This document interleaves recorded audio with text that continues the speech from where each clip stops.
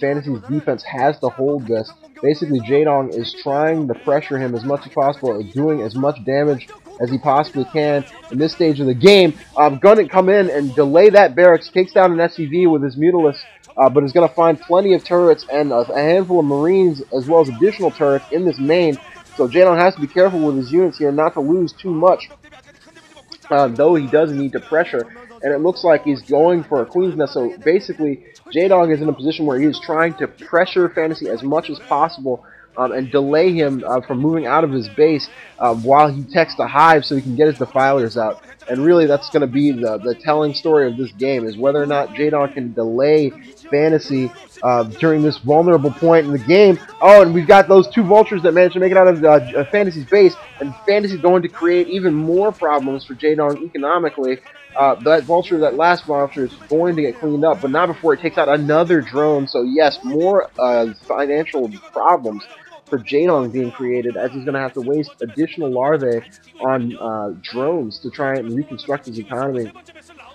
And really, I have to say that Fantasy is doing a marvelous job of just keeping himself busy with minimal units. Really, he has nowhere near the presence on the ground that Jaedong does, but he's still managing to do all kinds of economic harassment. Whereas Jaedong, with a very plentiful army, has not been able to affect any type of economic damage whatsoever to Fantasy. And a second engineering bay going down, so we're going to see Fantasy trying to rush up as many upgrades as possible for his bionic force. And really, I think that at this point, Jaedong, however, is or has been successful in delaying Fantasy and pushing out. But once all these barracks complete and these units get produced, he's really going to have a much more difficult time of it. And upgraded Marines and medics with science vessel support are going to be a very, very large problem for Jaedong until he can get Defilers out on the map. So only a handful of tanks for Fantasy to press forward, but really at this point in time, I think that Jaedong is just really just biding his time. And there are the lurkers. Okay, so Jaedong has gone ahead, gotten his lurkers out on the map, and really it's all about map control from here for this portion of the game. Jaedong is really just going to have to control as much of the map as he possibly can to try and just keep Fantasy at bay as he pushes out. Fantasy is going to have detection, he's going to have irradiate, he's going to have some tanks, and he's going to have the bionic units. And as soon as those we get a +1 from those Marines, I think that he's going to be a lot more dangerous. And really, that's going to be the portion of the game where Jaedong is going to have to exhibit the most amount of control. But really, I mean, impressive play from both of these players thus far. Jaedong showing us that he can be resilient when necessary, and has been playing very, very well, despite the fact that I would still give Fantasy an advantage in this game. And I really just, it's going to be telling to see whether or not Jaedong is going to be able to hold off. And it looks like Hive is up, Defiler's Mound is down, so I'm assuming that Consume is being researched as we speak.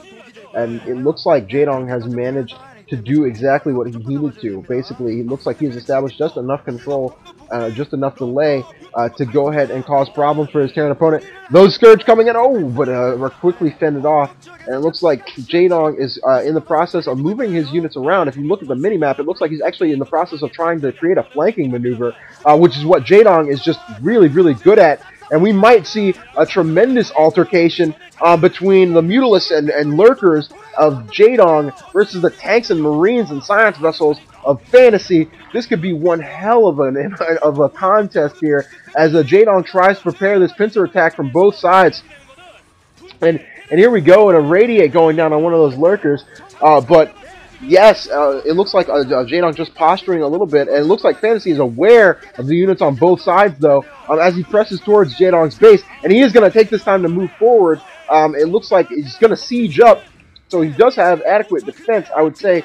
Fantasy is going to, but he's unsieging, going to move forward. Defiler's out, Dark Swarm goes down, but those siege tanks are now sieged up in the middle, and here comes the altercation. Oh my god, forces everywhere! Science vessels trying to combat the Lurkers, tanks sieged, and Lurkers just doing all kinds of damage, but it looks like Fantasy is going to come out superior in this altercation. No radiate usage, but still managing to drive back all of Jaedong's forces just with tremendous amounts of damage from those tanks. And oh my god, Mutalisk forces just evaporates in front of Fantasy's turrets and Marines. And at this point, I would have to give Fantasy a very, very large edge in this game.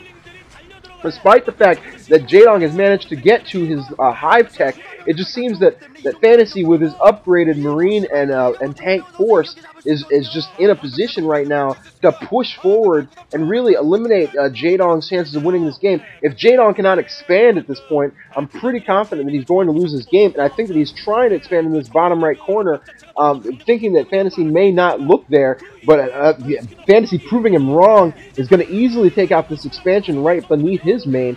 So that is going to be canceled by Jaedong. And Jaedong, though, recognizing the importance of grabbing the expansion, he really does not have the economy to support these high-tech units at all, sacrificing the Zergling there for those spider mines.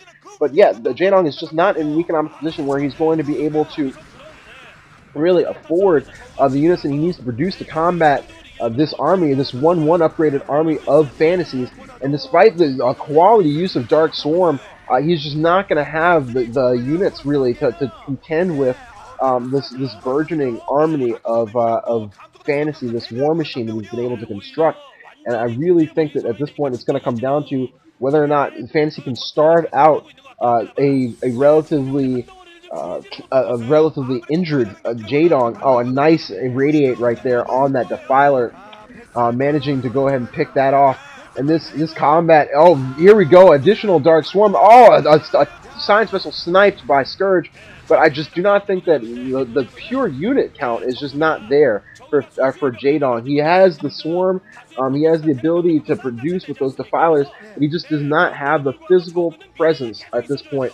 And if you look at the unit counting station, I'm absolutely right. Looking at the unit counting station, Jaedong is roughly at about half the supply of Fantasy right now. Oh, and a very, very crucial attack there, cleaning up some of Fantasy's forces, might allow him to get back into the game, if only temporarily. But Fantasy, in the process of dropping off Marines at this top left expansion, and again, it just Jaedong is going to be forced to cancel. And this is just not a situation that's going to work out in Jaedong's favor. He really needs this expansion, and Fantasy is doing a very good job of denying it. Marines now at 2-1.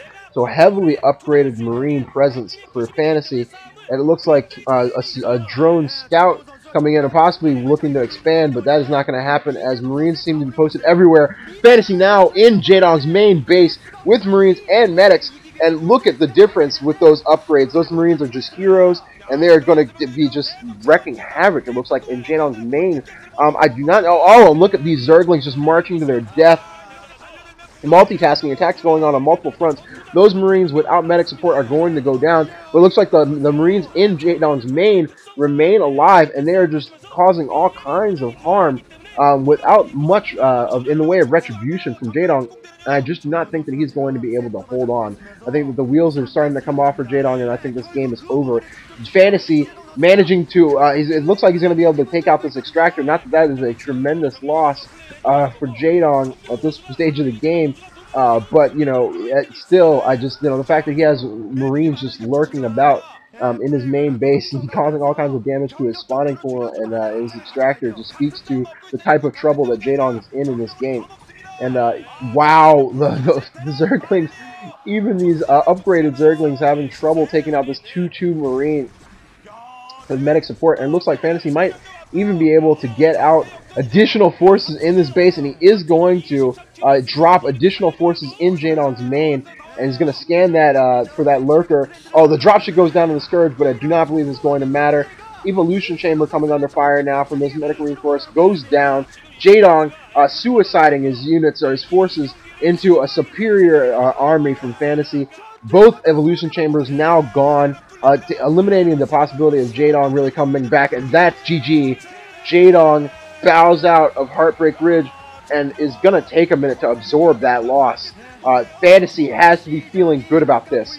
In a situation where he still has not lost to Jaedong since that OSL Finals, carrying his momentum, playing extremely solid StarCraft, just very, very confident in his approach, able to cause and affect plenty of damage to Jaedong's economy, just in very, very firm control throughout that entire game. I would have to say Fantasy just played extremely well, and Jaedong is going to have to go ahead and take some time to reflect on how he's going to want to counter this in the future. It looks like he really is going to have to do work to do anything in this series, and he's going to just have to overcome so many mental hurdles in order to really get over this block that seems to be fantasy for him at this point in time.